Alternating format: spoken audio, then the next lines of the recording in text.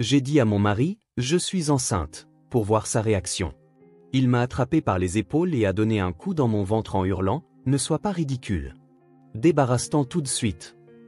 Le lendemain, en l'entendant parler avec sa mère, j'ai été glacé d'effroi. Avant de commencer l'histoire, n'oubliez pas de laisser un like et de vous abonner à la chaîne pour voir plus d'histoires comme celle-ci. Par un après-midi d'automne, Claire Bennett se tenait dans la section jeunesse de la bibliothèque municipale de Maplewood, observant les parents tenir la main de leurs enfants pour choisir ensemble des livres illustrés. La lumière du soleil de l'après-midi filtrait par les fenêtres, illuminant chaleureusement les dos colorés des livres. Après 8 ans de travail comme bibliothécaire, ces moments lui apportaient le plus grand bonheur. « Madame Bennett, je voudrais emprunter ce livre. » Une fillette d'environ 5 ans s'approcha du comptoir, serrant contre elle son livre d'images préféré. Claire sourit doucement en enregistrant l'emprunt. Chaque fois qu'elle voyait les sourires innocents des enfants, son cœur se réchauffait. En même temps, elle rêvait au jour où de tels rires d'enfants résonneraient dans sa propre maison. À 17 h, Claire quitta la bibliothèque pour se rendre au café où elle devait retrouver son mari, Michael. Mariés depuis 5 ans, ils avaient gardé l'habitude de prendre un café ensemble dans ce petit établissement tous les vendredis. Michael l'attendait déjà à sa table préférée. « Te voilà, ma chérie. » Michael se leva et embrassa Claire. « Journée chargée ?»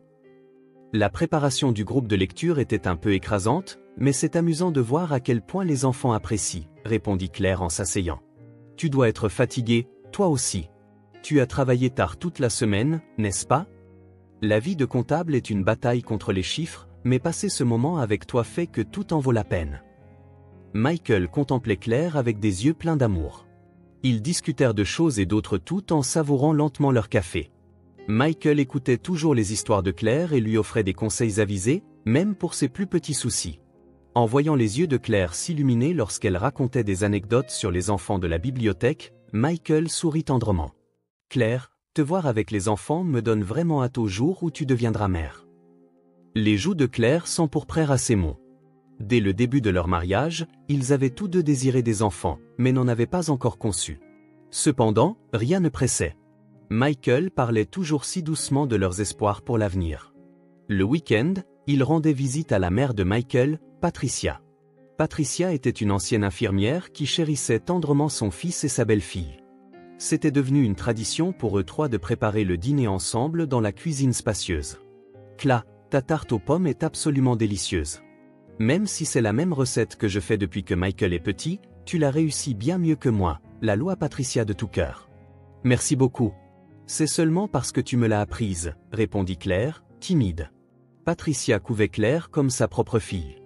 Non seulement elle lui enseignait ses recettes de cuisine, mais elle partageait aussi l'histoire de la famille, lui montrant des photos de Michael enfant. Pour Claire, qui avait perdu sa mère très jeune, Patricia était comme une véritable mère. « Oh, Claire, il y a une vente de charité à l'église le mois prochain. Voudrais-tu y participer avec moi ?» suggéra Patricia. « Bien sûr, je serais heureuse d'aider pour tout ce dont tu as besoin. » Merci. Michael a vraiment épousé une femme merveilleuse. Patricia sourit à son fils. « Je peux être tranquille maintenant. » Assis autour de la table, partageant leur repas, ils profitaient de moments paisibles. Michael semblait sincèrement ravi que sa mère et Claire s'entendent si bien. Il observait parfois Claire et Patricia discuter joyeusement, hochant la tête avec satisfaction. Sur le chemin du retour, Michael dit à Claire, « Mère t'adore. Je suis si heureux de t'avoir dans ma vie. J'aime beaucoup ta mère aussi. Je suis si heureuse de faire partie d'une famille si chaleureuse, » répondit Claire du fond du cœur. Arrivés à la maison, ils s'assirent côte à côte sur le canapé pour regarder leur émission de télévision préférée. Michael passa son bras autour des épaules de Claire et enfouit son visage dans ses cheveux. « Claire, quand nous aurons des enfants, tu seras une mère merveilleuse. Ils hériteront de ta douceur et de ta nature aimante et deviendront des enfants formidables. » Mec. Claire posa sa tête contre la poitrine de son mari. « Quand notre bébé naîtra, cette maison sera aussi remplie de petits rires. » C'est vrai. Mais il ne faut pas se presser. Ce temps que nous passons maintenant deviendra aussi un précieux souvenir pour nous. Le lundi matin, Claire se sentait comblée de bonheur en se rendant à la bibliothèque. Un mari aimant, une belle-mère chaleureuse, un travail épanouissant, dans un avenir proche, il serait sûrement béni avec le bébé qu'il désirait tant. La vie n'avait jamais semblé si parfaite. À l'arrivée du printemps, Claire commença à remarquer des changements chez son mari. Au début, ce n'était que de petites différences. Michael rentrait un peu plus tard chaque jour. « Bon retour. Tu es encore en retard aujourd'hui » dit Claire en accueillant Michael à l'entrée. L'horloge indiquait 21 heures. « Oui, la fin de l'exercice fiscal approche. Les exigences des clients se font aussi plus strictes » répondit Michael d'un air fatigué en desserrant sa cravate. « J'ai déjà dîné. J'ai mangé un morceau avec des collègues au bureau. » Auparavant, peu importait l'heure, Michael tenait à dîner avec elle à la maison. Claire se sentit un peu seule, mais se dit que c'était inévitable avec le travail prenant de son mari. Même le week-end, Michael s'enfermait de plus en plus dans son bureau pour travailler. Le temps qu'il passait à regarder des films ou à se promener était désormais empreint de silence. « Michael, et si on allait se promener au parc ce dimanche, pour la première fois depuis longtemps ?» Les cerisiers commencent à fleurir, suggéra Claire en frappant doucement à la porte du bureau. Je dois aussi organiser des documents ce dimanche.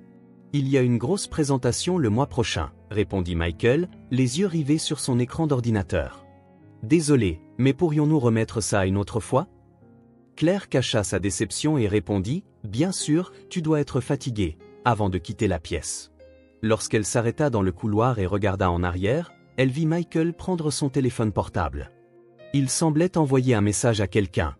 Quelques jours plus tard, alors qu'elle rangeait après le dîner, le téléphone de Michael sonna. Il quitta précipitamment la cuisine et se mit à parler à voix basse dans le salon. Auparavant, même pour les appels professionnels, il parlait normalement devant Claire. Mais dernièrement, il s'isolait toujours dans une autre pièce. « C'était qui ?» demanda Claire. Michael hésita légèrement avant de répondre, « Un collègue, à propos de la réunion de demain. » Cependant, son expression trahissait une tension qui n'existait pas auparavant. Claire sentit que quelque chose n'allait pas, mais se persuada qu'elle était simplement paranoïaque de suspecter son mari. Une nuit, alors que Claire lisait au lit, Michael sortit de la douche. Il prit son téléphone, regarda l'écran et sourit. C'était un sourire sincère, du genre qu'il lui adressait rarement ces derniers temps. « Un message amusant ?» demanda Claire d'un ton désinvolte.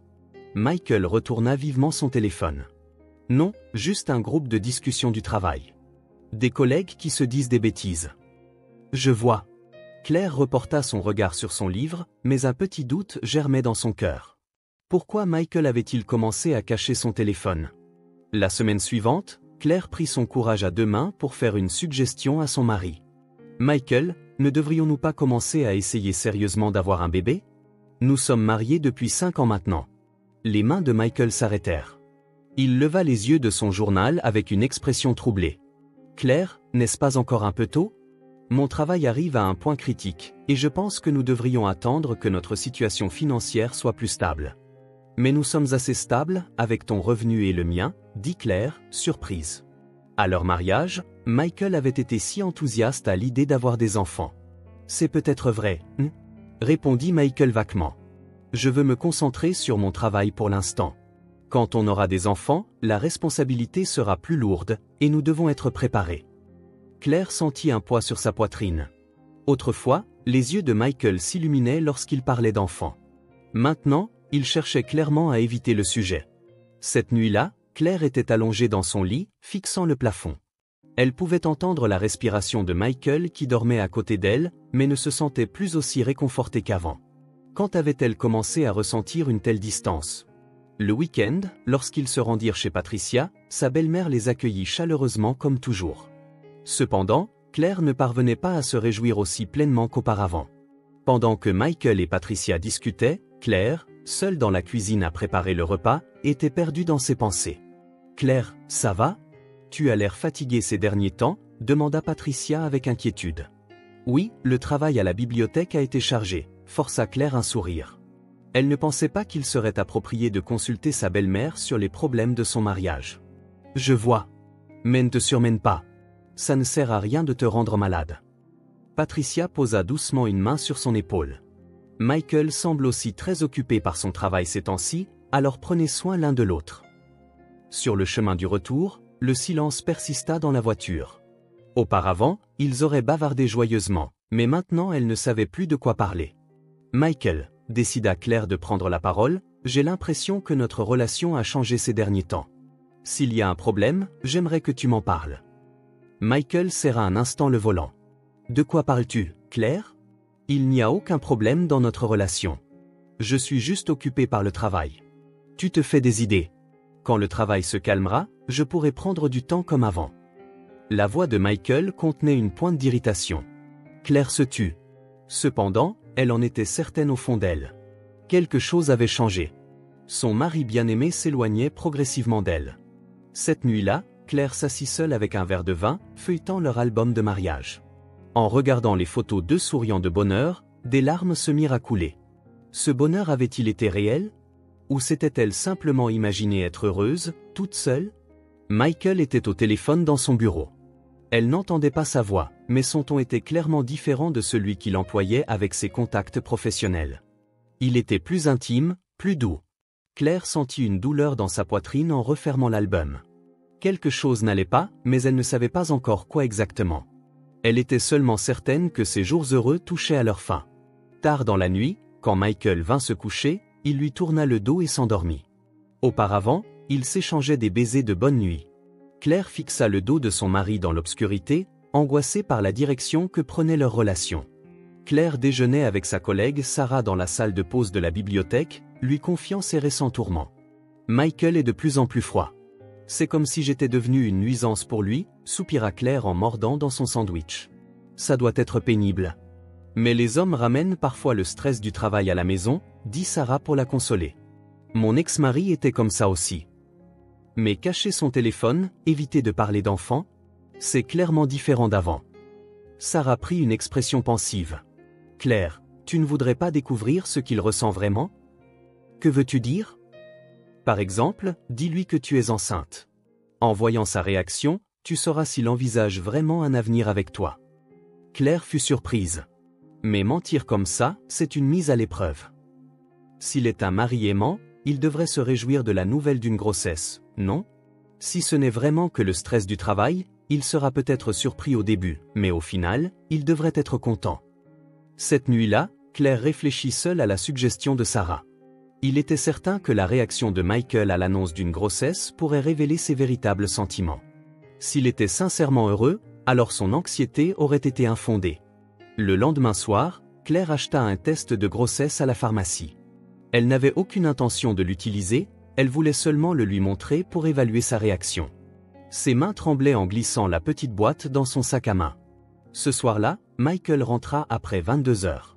L'air fatigué, comme d'habitude, il dit « Désolé, je suis encore en retard aujourd'hui », en desserrant sa cravate. « Michael, je dois te parler de quelque chose », décida Claire. « Là, je suis fatigué. »« Ça ne peut pas attendre demain ?» répondit Michael, indifférent. « C'est important. Juste 5 minutes. » Michael soupira d'agacement, mais s'assit sur le canapé du salon. « Qu'est-ce que c'est ?» Claire prit une profonde inspiration et posa la boîte du test de grossesse sur la table. L'expression de Michael changea. « Je suis enceinte, Michael. » Un silence s'installa, comme si le temps s'était arrêté. Michael fixa la boîte du test, puis sa femme. Claire s'attendait à voir la joie apparaître sur le visage de son mari. Cependant, ce qui apparut sur le visage de Michael, ce fut de la colère. « Qu'est-ce que tu as dit ?» Michael se leva. « C'est ridicule. » Claire recula, surprise. « Michael, pourquoi ?» Débarrasse-t'en tout de suite. La voix de Michael était glaciale. « Je n'ai pas besoin d'un enfant maintenant. »« Mais tu disais que tu voulais des enfants. » »« C'était avant. La situation a changé. » Michael agrippa les épaules de Claire. Ses mains serrèrent avec force et Claire sentit une douleur. « Ça fait mal, Michael. Lâche-moi. Tu ne comprends rien.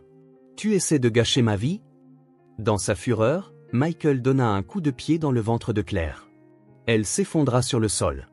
Une douleur aiguë lui transperça l'abdomen et elle ne pouvait plus respirer.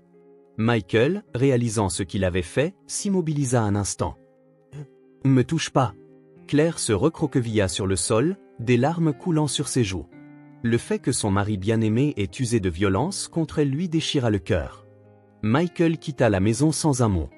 Alors que le bruit du moteur de la voiture s'éloignait, Claire resta seule sur le sol du salon. La douleur dans son cœur était bien plus intense que celle de son ventre. Seule Claire savait qu'elle n'était pas réellement enceinte. Cependant, si elle l'avait été, La violence de son mari aurait pu lui faire perdre le bébé. Son corps entier tremblait à cette pensée terrifiante. Le lendemain matin, Michael rentra à la maison comme si de rien n'était. Claire préparait le petit déjeuner dans la cuisine, mais ne pouvait se résoudre à regarder son mari. « Je suis désolé pour hier soir », dit Michael derrière elle. « Le stress du travail m'a rendu impulsif. » Claire répondit sans se retourner, « Tu m'as donné un coup de pied dans le ventre. Il y avait peut-être un bébé. Je suis vraiment désolé. Je ne referai plus jamais une chose pareille. » La voix de Michael semblait pleine de remords, mais il ajouta, « Mais ce n'est vraiment pas le bon moment pour avoir des enfants. S'il te plaît, comprends. » Claire continua de casser des œufs en silence. Michael se changea et partit travailler. Une fois seule, Claire ne put retenir ses larmes. Cet après-midi-là, elle quitta le travail plus tôt pour rentrer chez elle. Épuisée physiquement et émotionnellement, elle ne supportait pas de voir les visages souriants des enfants à la bibliothèque. Dans la soirée, Patricia appela. « Claire, voudrais-tu dîner avec nous ce soir ? Michael viendra aussi. »« Je suis désolée. Je ne me sens pas bien aujourd'hui, » mentit Claire. « Oh, c'est inquiétant. Mais ne te force pas. Repose-toi bien. » Après avoir raccroché, Claire s'allongea sur le canapé.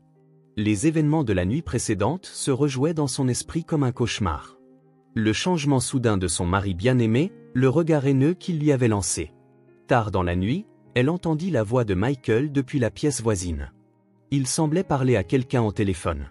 Claire retint son souffle et écouta attentivement. « Oui, hier soir, c'était terrible. Je ne m'attendais pas à ce qu'elle dise qu'elle était enceinte, » entendit-elle. Elle n'entendait pas la voix de l'autre personne, mais Michael continua. « Bien sûr, je vais la convaincre de s'en débarrasser. Je ne peux absolument pas avoir d'enfant maintenant. Ça révélerait ma relation avec toi. » Le sang de Claire se glaça. « Ma relation avec toi. » Michael avait une autre femme. « Demain, je vais consulter mère. » Comment convaincre Claire ? Dans le pire des cas, la voix de Michael devint encore plus basse et elle ne put distinguer la suite. Mais c'était suffisant pour Claire. Son mari avait une liaison. Et pour cacher sa relation avec cette femme, il refusait d'avoir des enfants avec elle. Et Patricia, sa belle-mère, semblait aussi savoir quelque chose. Peut-être que toute la famille en qui elle avait eu confiance la trompait. Claire se cacha sous la couverture et pleura en silence. Son mari bien-aimé, sa belle-mère de confiance. Tout s'effondrait. Cependant, elle ne connaissait pas encore toute la vérité. Demain, elle entendrait ce que Michael et Patricia allaient discuter. Cela révélerait tout. Tremblante de peur et de désespoir, Claire passa cette longue nuit. Le lendemain matin, Claire se fit porter malade à la bibliothèque. Après le départ de Michael, elle repensa à ce qu'elle avait entendu au téléphone la nuit précédente. Son mari avait une maîtresse et sa belle-mère, Patricia, étaient au courant. Elle devait découvrir la vérité. Dans la matinée, Claire entra dans le bureau de Michael. Elle n'aimait pas fouiller dans les affaires privées de son mari, mais elle n'avait plus le choix. En ouvrant le tiroir du bureau, elle tomba sur des relevés de cartes de crédit. Il y avait des dépenses répétées dans des restaurants qu'elle ne connaissait pas, des restaurants français chers, des bars à vin, du service en chambre d'hôtel, tout cela en semaine, aux heures où Claire attendait le retour de son mari à la maison. En cherchant plus loin, elle trouva des reçus d'achat coûteux dans des bijouteries. Des bijoux que Claire n'avait jamais reçus, un collier à 5 000 $, des boucles d'oreilles à 3 000 $, tous achetés au cours des 6 derniers mois. Elle essaya d'allumer l'ordinateur, mais il était protégé par un mot de passe. Cependant, elle découvrit une carte de visite glissée dans un carnet au coin du bureau. Jessica Williams, adjointe de direction. La carte portait le nom de l'entreprise de Michael. Claire serra la carte de visite. Jessica Williams. Probablement le nom de la femme avec qui il était au téléphone. Cet après-midi-là, Claire se rendit en voiture près de l'entreprise de Michael. Elle s'assit dans un café en face de l'immeuble de bureau, observant les allées et venues. Après 17 heures, elle aperçut Michael. Il marchait avec une jeune femme blonde. La femme était belle, bien faite et clairement plus jeune que Claire. Ils marchaient naturellement, main dans la main. L'expression de Michael affichait un sourire heureux qu'il n'avait plus montré à la maison récemment. Claire les suivit. Ils se dirigèrent vers un appartement dans un quartier résidentiel huppé.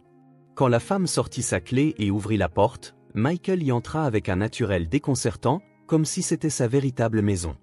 Le jour suivant, Claire engagea un détective privé. Elle devait rassembler des preuves. Une semaine plus tard, Le détective apporta un rapport détaillé. Jessica Williams, 28 ans. Elle entretient une relation avec votre mari depuis 2 ans, expliqua le détective en disposant des photographies. Et voici l'information la plus importante, dit-il en montrant une photo de Jessica tenant la main d'un petit garçon. Qui est cet enfant? Demanda Claire d'une voix tremblante. Tommy, 2 ans. J'ai vérifié l'acte de naissance. Le nom de Michael Bennett est inscrit dans la colonne du père. Claire ne put se relever de sa chaise. Son mari avait déjà un enfant avec sa maîtresse. Cela signifie que votre mari mène une double vie depuis 2 ans. Il passait ses soirées de semaine et une partie des week-ends avec sa maîtresse, vous mentant qu'il était occupé par son travail. Ce soir-là, Claire dîna seule en réfléchissant. Michael prétendait être occupé par son travail alors qu'il passait en réalité du temps en famille avec sa maîtresse et leur fils de 2 ans.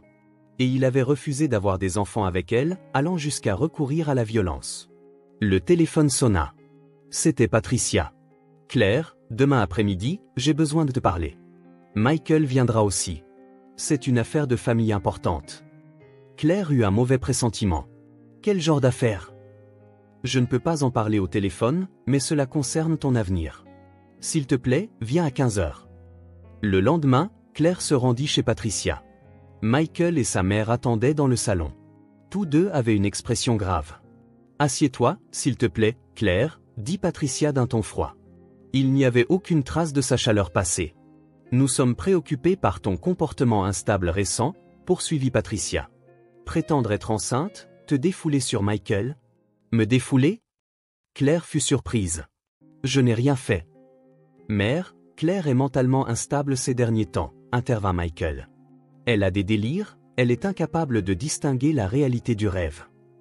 Claire n'en croyait pas ses oreilles. De quoi parlez-vous? Je vais très bien. Nous savons par des tests que tu n'es pas enceinte, dit Patricia cruellement.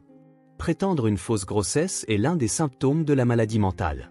Nous avons trouvé un bon hôpital psychiatrique pour toi. Michael sortit des papiers. Tu pourras y recevoir un traitement approprié. Le sang de Claire se glaça. Ils essayaient de la faire interner. Je ne suis pas malade, se leva Claire. C'est vous qui me trompez. Regarde, les délires recommencent, fit signe Patricia à son fils. Claire, calme-toi. Nous nous inquiétons pour toi. Vous inquiétez? Claire tremblait de colère. Michael, je sais que tu as une liaison avec Jessica Williams depuis 2 ans. Et que vous avez un fils de 2 ans. Les visages de Michael et Patricia pâlirent. De quoi parles-tu? Tenta de nier Michael, mais son trouble était évident. J'ai engagé un détective privé. J'ai toutes les preuves, dit Claire calmement. L'acte de naissance, les relevés de carte de crédit, les photographies, tout. Patricia se leva. Quoi que tu aies enquêté, personne ne croira ton histoire. Le témoignage d'une femme avec des antécédents d'hospitalisation psychiatrique? Je n'ai pas encore été hospitalisé. Mais tu le seras bientôt. Les yeux de Patricia étaient cruels. Michael a le droit d'être avec la personne qu'il aime et le droit de reconnaître officiellement son enfant avec cette personne. Claire comprit tout. Ils avaient l'intention de la faire interner, de légitimer la relation de Michael avec sa maîtresse et de faire de l'enfant de celle-ci l'héritier. Et ils en voulaient aussi assez bien. Votre plan va échouer, dit Claire doucement. Toutes les preuves ont déjà été remises à mon avocat et j'ai enregistré toute cette conversation. Claire sortit un petit enregistreur de sa poche. Michael et Patricia se figèrent. Je demande le divorce. Pension alimentaire et partage des biens. Nous réglerons tout au tribunal. Claire se leva et les regarda de haut. Vous pensiez que j'étais une femme faible et vous m'avez méprisé. Mais les sots, c'était vous. La vérité finit toujours par éclater. Avant de quitter la maison, Claire se retourna. Tommy est un enfant adorable, mais son père est un menteur et sa grand-mère une femme maléfique. Pauvre petit. Claire rentra chez elle dans le soleil couchant. Le long cauchemar touchait enfin à sa fin. C'était maintenant à son tour de prendre le contrôle. 1 an plus tard, Claire descendit les marches du palais de justice en serrant la main de son avocat, Richard Stone. Félicitations, Madame Bennett. Ce fut une victoire totale, sourit Richard avec satisfaction. La pension alimentaire et le partage des biens, tout s'est passé comme vous l'aviez demandé. La procédure de divorce dura 8 mois, mais les preuves que Claire avait recueillies furent décisives. La liaison de Michael, son complot avec Patricia, le projet de la faire interner en hôpital psychiatrique, tout fut révélé au tribunal. Michael fut condamné à verser 500 000 $ de pension alimentaire, et la maison ainsi que la majeure partie de leurs économies revinrent à Claire. Les actions de la société de meubles Montgomery dont elle avait hérité devinrent également entièrement siennes. Que sont-ils devenus ? Demanda Claire à son avocat. Michael a été renvoyé de son entreprise. Le scandale de sa liaison a fait le tour du milieu professionnel et il a perdu toute crédibilité. Jessica Williams a également dû quitter la même entreprise. Je m'inquiète pour Tommy, pensa Claire à l'enfant. Ce garçon est innocent. Michael a des obligations de pension alimentaire pour l'enfant. Au moins financièrement, il devrait s'en sortir. Claire avait déménagé dans un nouvel appartement. Bien que plus petit que son ancienne maison luxueuse, c'était un foyer propre et lumineux, non souillé par le mensonge et la trahison. Elle continua son travail à la bibliothèque et trouvait maintenant encore plus de plaisir à interagir avec les enfants. Un après-midi, pendant une séance de lecture à la bibliothèque, un homme inconnu apparut dans la section jeunesse. Il tenait la main d'une fillette d'environ 7 ans. « Émilie, tu peux choisir le livre que tu veux. » L'homme parlait doucement à sa fille. À la fin de la séance, l'homme s'approcha de Claire. C'était une merveilleuse séance de lecture. « Ma fille a vraiment adoré, sourit-il. Je suis David Miller. Nous venons d'emménager dans cette ville. Je suis Claire Bennett. Votre fille semble adorer la lecture. Oui. Depuis que j'ai perdu ma femme, nous ne sommes plus qu'Émilie et moi. La bibliothèque est devenue un lieu important pour elle. » Les yeux de David contenaient de la tristesse, mais on y sentait aussi un amour profond pour sa fille. Claire fut touchée par sa sincérité. Au fil des semaines suivantes, David et Émilie devinrent des habitués de la bibliothèque. Claire commença naturellement à discuter avec eux, et Émilie s'attacha particulièrement à elle. « Mademoiselle Claire, la cuisine de papa est horrible, » dit Émilie innocemment. « Voudriez-vous dîner avec nous un de ces jours ?» David rit, embarrassé. « Je suis désolé que ma fille ait dit quelque chose d'aussi impoli. » « Pas du tout. Elle est adorable, » sourit Claire. « Si vous voulez, je pourrais vous préparer un repas maison. » Pour leur premier dîner, Claire invita David et Émilie dans son appartement. Émilie aida joyeusement Claire, et David savoura avec reconnaissance sa cuisine maison. « C'est vraiment délicieux. Émilie et moi nous sommes habitués à manger seuls, et j'avais oublié le goût d'un repas si chaleureux. » David parlait avec franchise. « Je mange seul depuis longtemps, moi aussi, » expliqua brièvement Claire sur son passé. « Mais ce soir, c'est le premier dîner agréable que j'ai eu depuis bien longtemps. » Après le dîner, Émilie s'endormit sur les genoux de Claire pendant qu'on lui lisait un livre illustré. David et Claire continuèrent à parler à voix basse. « Rencontrer une femme aussi gentille que vous nous a rendus très heureux, Émilie et moi, » dit David franchement. « Si cela vous convient, pourrions-nous nous revoir ?» Claire sourit paisiblement. « J'aimerais beaucoup, moi aussi. » 1 an plus tard, Claire et David se marièrent. La cérémonie dans la petite église réunit les collègues de la bibliothèque de Claire et la famille de David. Émilie, en demoiselle d'honneur, serra Claire dans ses bras, l'appelant sa nouvelle maman. À leur retour de lune de miel, ils commencèrent tous les trois une nouvelle vie dans leur nouvelle maison. Pour la première fois, Claire connut la chaleur d'une vraie famille. Même sans lien du sang, ce sont les liens tissés par l'amour qui constituent une vraie famille. Un soir, après avoir couché Émilie, Claire et David se tenaient sur le balcon, regardant les étoiles. « Je suis si heureux de t'avoir rencontré, » dit David en tenant la main de sa femme. « Tu es aussi la mère parfaite pour Émilie. »« Vous rencontrer tous les deux a changé ma vie aussi, » répondit Claire du fond du cœur. « Pour la première fois, j'ai appris ce qu'est le véritable amour. » Les cloches de l'église sonnèrent au loin. Claire sourit doucement. Grâce à ses expériences passées douloureuses, elle pouvait ressentir son bonheur présent plus profondément. Elle s'était libérée d'un mariage rempli de mensonges et de trahisons, et une nouvelle vie, enveloppée d'un amour véritable, avait commencé.